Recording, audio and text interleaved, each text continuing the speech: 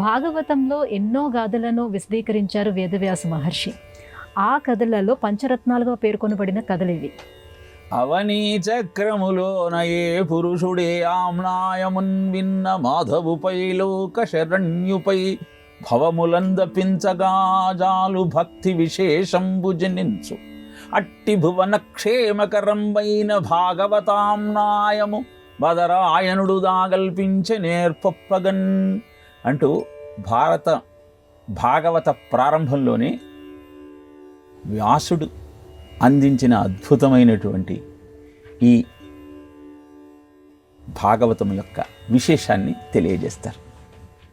ఎన్నో గాథలు ఘట్టాలు శ్రీమద్ భాగవతంలో మనకు కనపడ్డ 5 ఘట్టాలను ప్రత్యేకంగా పంచరత్నాలు అని పేర్కొంటారు.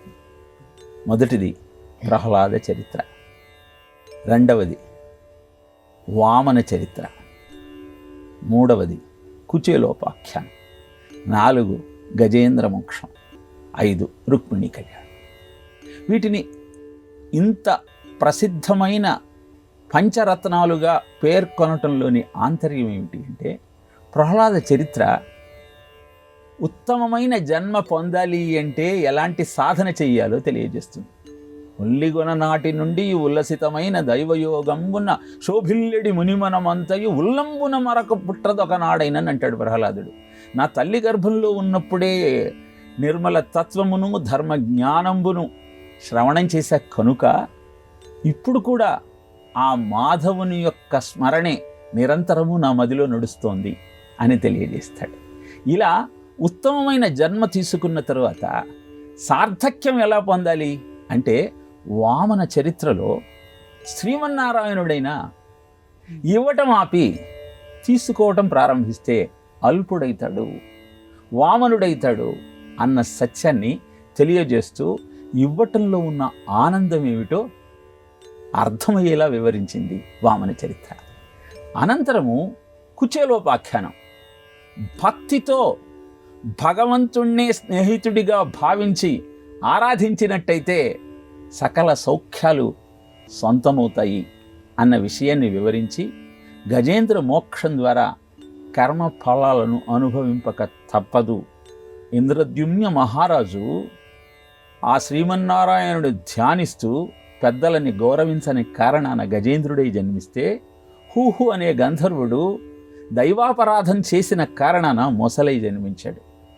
ఈ ఇద్దరిని వారి వారి కర్మ ఫలాలను అనుసరించి కటాక్షించిన వాడు ఆ కమలాక్షుడే అన్న విషయం మనకు గజేంద్ర మోక్షంలో అర్థమైతే, రుక్మిణీ కళ్యాణము జీవ బ్రహ్మైక సిద్ధాంతాన్ని ప్రతిపాదిస్తుంది. రుక్మిణి అంటే ఆత్మ చైతన్యం. ఆ రుక్మిణి యొక్క 5 సోదరులు, 5 ఇంద్రియాలు. ఎంతకీ మాట వినని ఇంద్రియాలను మన స్వాధీనంలోకి తెచ్చుకోవాలి అంటే, రాక్షస వివాహంలో తనను పరిణయమాడమని చెప్పిన రుక్మిణీదేవిలాగా, నీవే తప్ప ఇతం పరం బెరుంగా, నేను ఈ సంసార సాగరంలో ఈ ఇంద్రియ వ్యామోహంలో చిక్కుకుపోయి ఉన్నాను, కాపాడాల్సిన బాధ్యత నీదే అని ఆ స్వామిని అర్థిస్తే, కాపాడే బాధ్యత తన భుజస్కంధాల మీద వేసుకొని 5 అన్నలను అవమానించినట్టు 5 ఇంద్రియాలను తేలిక చేసి మోక్షాన్ని ప్రసాదిస్తాడు. ఇలా 5 ఘట్టాలతో, అద్భుతమైన ఈ పంచరత్నాలతో భాగవత కథామృతాన్ని పెద్దలు వివరిస్తారు. అందుకే వీటిని పంచరత్నాల సమానమైనటువంటి భాగవత గాథలుగా పేర్కోవటం జరిగింది.